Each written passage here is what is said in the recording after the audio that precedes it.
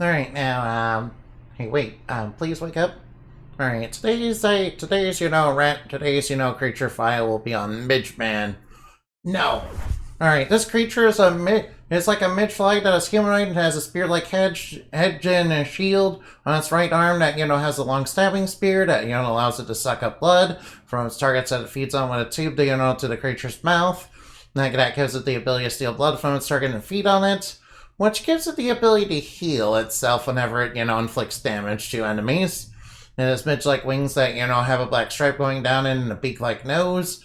The creature itself is like the size of a small child and has an abdomen that's iced in at the bottom and that swells up and turns red with blood when it dishes out more attacks and pumps it into its muscles. They're attached to its back and its wings that allow it to, use some of its own HP to boost its attack to deliver harder hitting attacks for bigger heals and for getting around light armor with its spear. Its hands and feet and have 3 fingers, 3 toes, and are all black and covered in, what looks like insect limbs. These creatures are highly aggressive entity, with one grow to breed and multiply, and to do so, they suck out blood from various creatures, including human beings, and will suck blood to fertilize eggs after mating. They are very prolific breeders and often lay eggs in bodies of water and any body of water they can find, and their bites, from the blood-sucking spear cause itchiness and swelling. And what's worse is they suck up lots of blood from a single target, quickly doing enough damage to drain them of so much blood that it becomes dangerous because, obviously losing a lot of blood, it's very bad. So basically they can suck up blood quite quickly and, that's not good.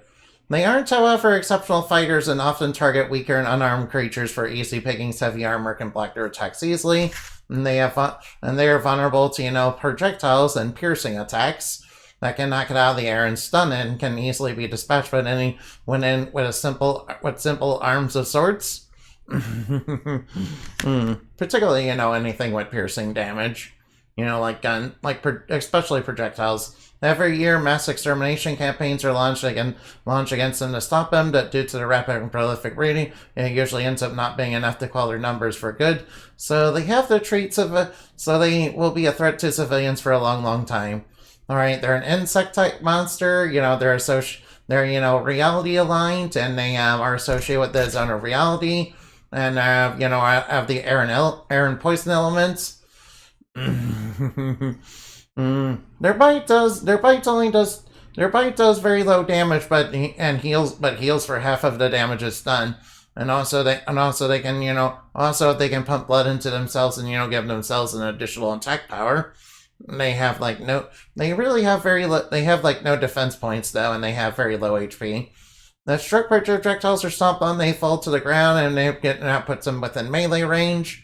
And then they can use their turn actions to put themselves back up in the air during their turn. They are vulnerable to poison, electric, and air elements, but resist earth and water. Alright, now. Yeah, these low level enemies suck. Yeah, basically what they're using is like a head. It's like basically what they're using as a spear is like a big head-like looking thing that looks like a midge head with, a big stabby mouth part. I thought that, would look really cool. It kind of reminds me of one of the, Transformer toys that, was a Predacon, back in Beast Wars that, was like the mosquito one. Yeah, something like that, yeah. Anyway, I'll see you later. Remember to play games and have fun, okay? I mean, remember to fly like bat and shine like the moon. What these kind of remind me of? That one that one movie about mosquito men? I think that was like an old B movie horror, yeah. I guess these things could come from the media dimension. I don't see why I couldn't put them there. That's kind of a reference to that. Goodbye.